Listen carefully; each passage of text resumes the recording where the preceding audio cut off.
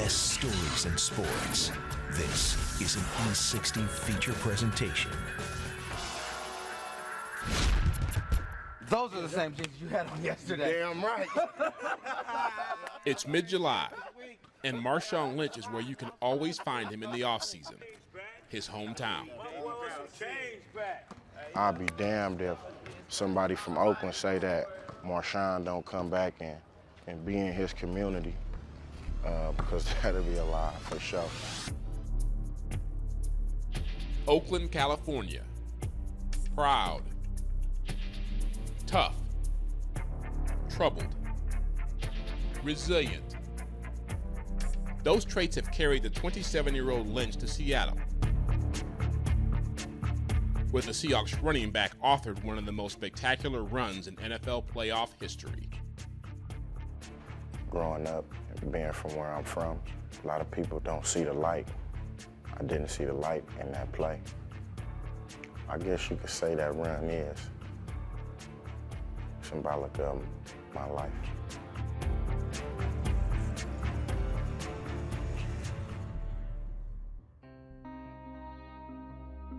Marshawn Lynch grew up here, in a North Oakland neighborhood called Goldenville. His mother, Delisa, worked 2 jobs to put food on the table and clothes on her children's backs. Her primary job was keeping Marshawn and his 3 siblings off the streets. Where we lived at, they weren't allowed to go outside of the gate. I'll just put it like that. We lived in apartments where they had a front gate and a back gate, and they were not allowed outside of either one. So that's how tough it was. If you take a couple blocks down right here, you're gonna hit San Pablo. That's where you could catch your prostitutes at. But just all through this little 4 or 5 blocks right here, I mean, all type of drug dealing going on, you know, shootings, killings. The neighborhood wasn't the only thing in Marshawn's life that was tough. He rarely saw his father, who was in and out of prison. He don't want people to let him down. And so it's hard to get inside that zone with him. If you can get in that little zone, in that little shell, you're good. He'll love you for the rest of your life. But if you let him down, he holds grudges. Yeah, Coach T said that one thing that he saw in you early on was that if you trusted somebody, you do anything for him. But if you didn't trust him, yeah. My bad, bro, but why do you think you have your guard up against certain people? I think it started earlier when moms would be like, oh, I'm finna take you over here to your dad's house. Then when I get there, my dad like, oh, okay, I'll be right back. And then you don't see this guy for like 2 days or something. And then after a while, you build up numb feelings to that. So you start to expect like the worst out of people. What do you think you miss not having a dad around? I don't think I miss nothing. My mama would play both parts. And Marshawn would play football. By his senior year at Oakland Tech High School, he was a local legend, having earned Super Prep All-America honors and the nickname he carried for life, Beast Mode. What does it mean when you go into beast mode? I don't know. I don't know how to go into beast mode. You find out what's in you when it just come out. I give it to number 10, Mr. Lynch. It came out in the final game of his high school career, Lynch touchdown. the Oakland League Championship. Lynch scored 5 touchdowns. Here comes Mr. Lynch.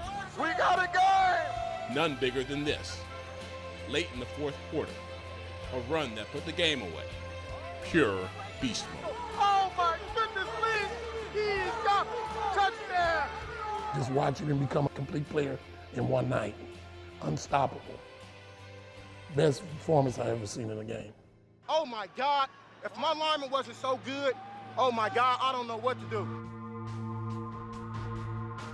But he did know where he was going to play college football. Cal Berkeley, just 15 minutes from his home. In his junior year, he earned first-team All-America honors and declared for the 2007 NFL Draft, where the Buffalo Bills selected him 12th overall. I didn't know what to expect. I just knew I was going to New York. I thought I was going to be out there with Jay-Z And then when I finally landed in Buffalo, oh man, it was like slush on the ground, just finished snowing. I ain't know nothing about no snow. He did know something about being tough and resilient, even far from home.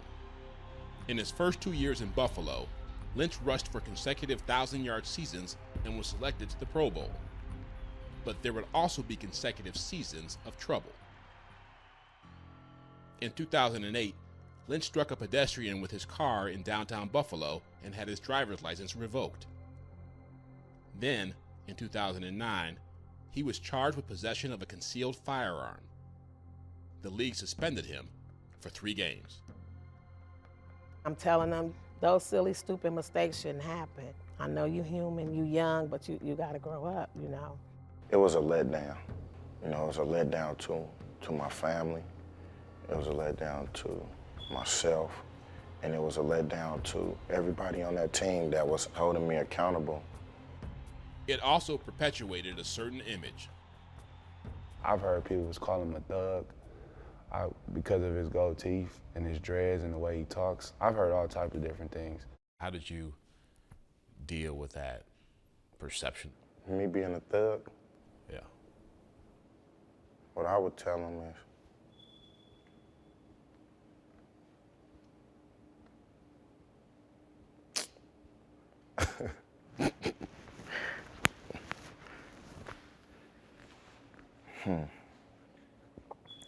the perception of me being a thug. I would like to see,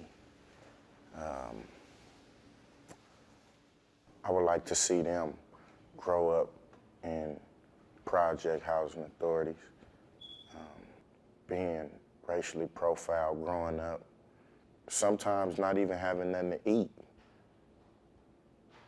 Sometimes having to wear the same damn clothes to school for a whole week.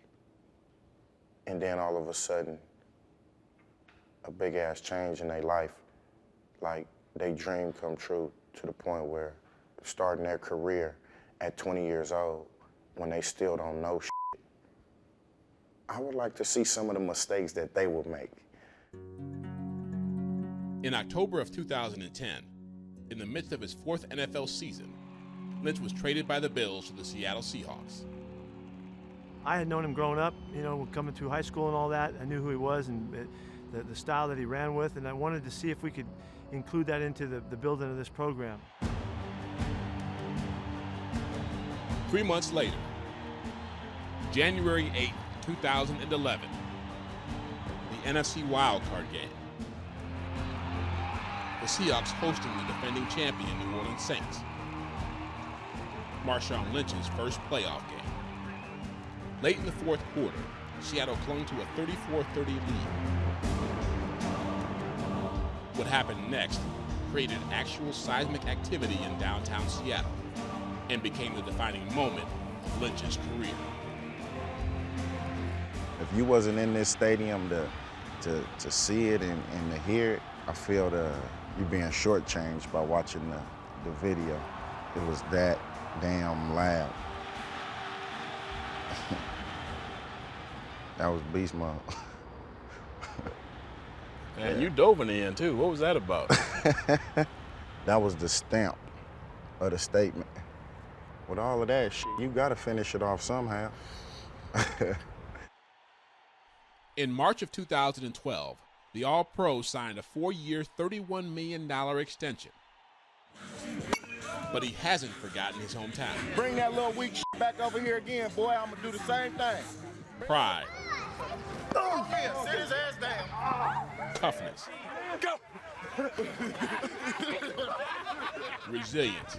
1, 2, 3. That's what I'm talking about it. Helping kids who were like him growing up.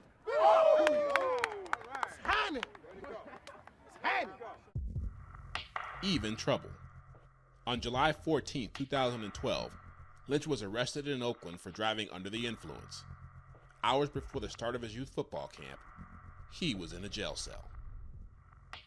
When when I was out, went right to my camp, seen all those kids' face, and it was just like, damn, I'm finna have to explain to these kids that, you know, I was in jail because I made a dumb decision.